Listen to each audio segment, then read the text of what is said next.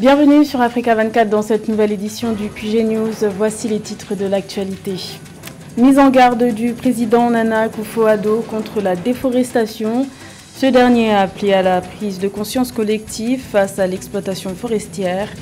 C'était lors de son discours à la tribune de la conférence internationale sur le climat COP26. Le Maroc est en passe de relancer son économie affectée par la pandémie de Covid-19. Le taux de chômage est passé à 11,8% au troisième trimestre 2021 contre 12,7% précédemment.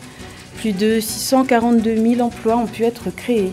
Et les dépistages du VIH-Sida sont en recul depuis l'avènement de la pandémie de Covid-19. Le taux de dépistage est en chute libre.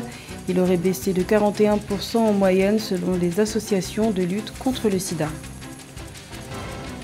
Et tout d'abord, en République démocratique du Congo, l'armée congolaise a annoncé ce vendredi avoir neutralisé 6 éléments des forces démocratiques alliées ADF lors d'une offensive lancée dans la localité de Beni, dans l'est du pays. Un soldat des forces armées congolaises est également tombé au front lors de cette opération. Notons que les attaques perpétrées par les ADF se multiplient ces derniers mois contre les civils en réponse à la pression militaire menée conjointement par les forces congolaises et les casques bleus. Le président ghanéen Nana Akufo-Addo appelle à la prise de conscience collective pour lutter contre les effets du changement climatique. Dans son discours tenu à la tribune de la conférence internationale sur le climat, la COP26, le chef de l'État ghanéen a pointé du doigt la déforestation, l'une des causes majeures selon lui de la détérioration de la planète. Plus de détails avec Marie-Raphaël Antolo. L'exploitation forestière, source majeure de la détérioration de la situation climatique. Tels sont les mots d'entrée du président ghanéen Nana Akufo-Addo lors de sa prise de parole au sommet sur le climat à Glasgow. Il estime ainsi que le besoin urgent de conserver les ressources forestières se pose et devra se faire au plus vite pour assurer une vie potable aux générations futures. Ghana is committed to the Forest Agriculture Commodity Trade Fact Dialogue process. Le Ghana est engagé dans le processus de dialogue sur le commerce des produits agricoles et certaines firmes sont résolues à accompagner le développement et l'implémentation des règles et actions visant à protéger les ressources agricoles. Nous sommes déterminés à légaliser le système d'assurance des grumes comme partie de loi forestière afin d'assurer que seulement les grumes légalisées soient autorisées dans les marchés. À travers le monde entier, les effets du changement climatique provoquent plus de tempêtes, de grandes sécheresses, des inondations et induisent de mauvaises récoltes qui menacent particulièrement l'Afrique. Ainsi, pour le président ghanéen, des efforts collectifs et actions nationales doivent être entreprises par tous les pays du monde pour véritablement renverser la tendance. Des efforts par ailleurs déjà entamés par le Ghana. Le Ghana a, au cours des dernières décennies, adopté plusieurs politiques de programme visant à restaurer ses forêts. Entre 2002 et 2020, sous le programme national de plantation et de développement à travers la stratégie de plantation du Ghana, quelques 508 000 hectares de plantation ont été établis dans le pays. Également, à travers le programme Jeunes et de lutte contre la déforestation, nous avons pu rattraper environ 7,6 millions d'hectares de sols dégradés et de terres agricoles. Durant l'année en cours, j'ai conduit le pays à œuvrer pour les projets verts du Ghana et nous avons pu planter près de 7 millions d'arbres, un chiffre largement en dessous des 5 millions d'arbres visés au départ. Pour le président ghanéen, amener le peuple à investir dans la plantation des arbres permettra d'implanter cette culture chez les citoyens et à long terme pourra réduire le taux de déforestation dans le pays avec un impact positif sur l'épuration de l'air. Également dans l'actualité, le Nigeria a envoyé ce jeudi 1500 soldats, 13 navires de guerre et 2 hélicoptères dans le golfe de Guinée, en Afrique de l'Ouest. Le golfe de Guinée est connu pour être la zone maritime la plus exposée à la piraterie et la plus dangereuse du monde, où se produisent plus de 95% des faits de piraterie en mer. Notons que la piraterie en mer coûte 818 millions de dollars à l'économie mondiale. Le Maroc a vu la situation de son marché du travail s'améliorer au troisième trimestre 2021. Le taux de chômage est passé à 11,8% pour une création de 642 000 emplois. Le Royaume est en passe de relancer son économie après un ralentissement engendré par la pandémie de Covid-19. Un sujet de Joël Ballot.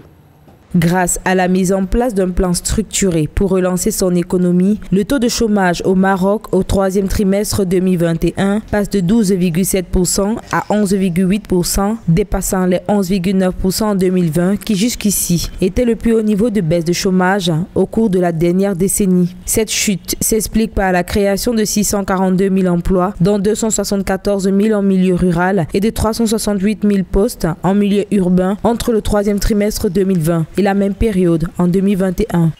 Je précise que les indicateurs relatifs au taux de chômage au Maroc sont temporairement au vert à cause bien entendu des effets pervers de la pandémie. Certes, accuser un déclinement de 12,7 à 11,8 est un indicateur d'une relance due notamment à une symbiose entre le nombre de créations d'entreprises et l'effort d'investissement à titre d'accompagnement. Cependant, il serait judicieux de décortiquer ce taux en composantes, à savoir les emplois permanents et les emplois temporaires, sans occulter pour autant le taux de sinistrabilité des entreprises en difficulté suite aux conséquences de la crise sanitaire.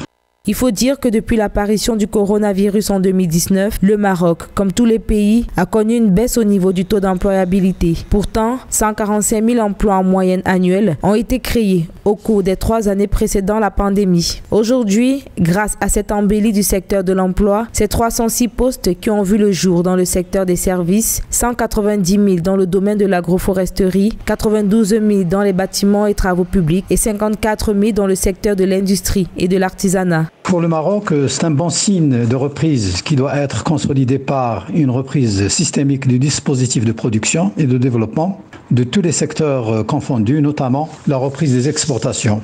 En rappel, le Haut Commissariat au Plan du Maroc a adopté le 13 octobre 2021 le programme des priorités socio-économiques à l'horizon 2035. Il s'appuie sur le nouveau modèle de développement, un pacte national à l'initiative du monarque qui trace les priorités socio-économiques du royaume chérifien.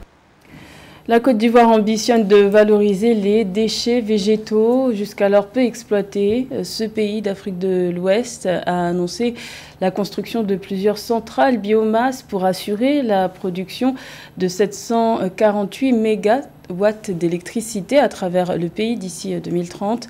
Les précisions de Amenedj. D'ici 2030, la Côte d'Ivoire va produire 748 MW d'électricité grâce à la biomasse. Inexploitée et peut considérer l'ensemble de ces déchets verts, matières organiques pouvant se transformer en énergie, pourrait désormais avoir bien plus de valeur pour les agriculteurs. Le pays prévoit d'ailleurs près de 15 centrales et la construction de la plus grande centrale biomasse d'Afrique de l'Ouest dans la commune d'Aboasso pour un coût de 230 millions d'euros. Il faut noter que cette biomasse est composée de résidus de feuilles de palmier. Or, avant, ces résidus de feuilles de palmier étaient brûlés, étaient jetés. Aujourd'hui, avec ce projet, ces résidus de feuilles de palmier seront achetés, seront vendus à cette usine. L'entreprise a décidé de mettre à la disposition des agriculteurs les cendres issues de la transformation de ces résidus de palmier. Il faut noter que ces cendres serviront d'engrais naturel. Donc, les agriculteurs vont économiser de l'argent puisqu'ils n'auront plus à acheter de l'engrais naturel. L'énergie biomasse peut être employée aussi bien pour produire de l'électricité que pour produire du gaz ou du carburant. Le potentiel ivoirien en la matière est estimé à près de 12 millions de tonnes par an, soit une capacité de production de 491 MW. Il se concentre sur les coquilles de noix de cajou, les épluchures de manioc, les cabosses et coques de cacao, l'huile de palme et les résidus de caoutchouc. Également, notons l'électricité produite par cette valorisation de la biomasse qui pourra être redistribuée dans les ménages ruraux qui n'ont pas toujours accès aux électricités. Et notons aussi que ça va nous permettre aux agriculteurs d'avoir une meilleure gestion des déchets agricoles, évitant ainsi les incendies ou les feux de brousse par moment après incinération de ces déchets-là. Il faudra donc un appui au niveau des bailleurs de fonds, au niveau des autorités compétentes, pour que les moyens logistiques qui accompagnent ce projet soient mis à disposition. La Côte d'Ivoire, dans le développement des énergies renouvelables, affiche la volonté de réduire de 30% ses émissions de CO2 d'ici 2030. Notons que parmi les nombreux projets de centrales à biomasse en cours, celle d'Aboisseau de 46 MW devrait être mise en service en 2024 et électrifier 1,7 million de personnes. L'avènement de la pandémie de Covid-19 a ralenti la détection et la prise en charge des autres pathologies. C'est notamment le cas du dépistage du VIH-Sida. Une chute de 41% en moyenne a été constatée par les associations de lutte contre le sida. Les explications de Zahra Mohamed-Moutiou. Une rupture des campagnes de prévention, d'accès aux soins et aux traitements pourrait effacer les progrès réalisés ces dernières années dans la lutte contre le VIH, notamment sur le continent africain qui concentre 2/3 des porteurs du virus. Une pathologie extrêmement lourde qui nécessite pourtant une intensification de la lutte. Mais avec le Covid-19, la lutte contre cette nouvelle pandémie interfère avec celle menée depuis 40 ans contre le sida. Nous sommes préoccupés par les données qui arrivent. Nous pourrions voir un pic de nouvelles infections. Nous pourrions voir plus de décès. Pourquoi disons-nous cela? Parce que nous voyons par exemple que dans un pays comme l'Afrique du Sud, les services de dépistage et de mise sous traitement ont diminué de 40% en un trimestre par rapport à l'année dernière. Dans la plupart des pays, le dépistage du sida a chuté de 22%, retardant ainsi le début des traitements. L'Afrique de l'Ouest et centrale figure parmi les zones où la situation est la plus inquiétante. À peine la moitié des séropositifs connaissent leur statut sérologique et seulement 40% des malades bénéficient d'un traitement antirétroviral. Nous constatons des perturbations dans les services de prévention, parfois jusqu'à 60% dans certains pays. Si la prévention diminue, alors il y a de nouvelles infections. Nous voyons moins de personnes et d'autres abandonnent le traitement. Ces personnes ont peur. Il y a le confinement et parfois ces personnes ont peur d'aller dans les endroits de dépistage car elles ont peur d'attraper le Covid.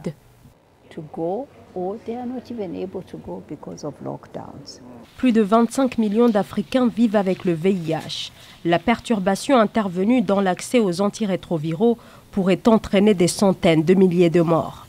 Le nombre de décès dus au sida menace même de doubler à cause du coronavirus. Voyage au nord du Niger à la découverte du village Peul de Foudouk, situé à une centaine de kilomètres d'Agadez. Un village reclus qui séduit par son histoire et sa culture. Une véritable carte postale que nous présente notre correspondant Sadou Alizé Mokhtar. Petit village situé au Sahel, Foudouk est à une centaine de kilomètres d'Agadez au nord du Niger.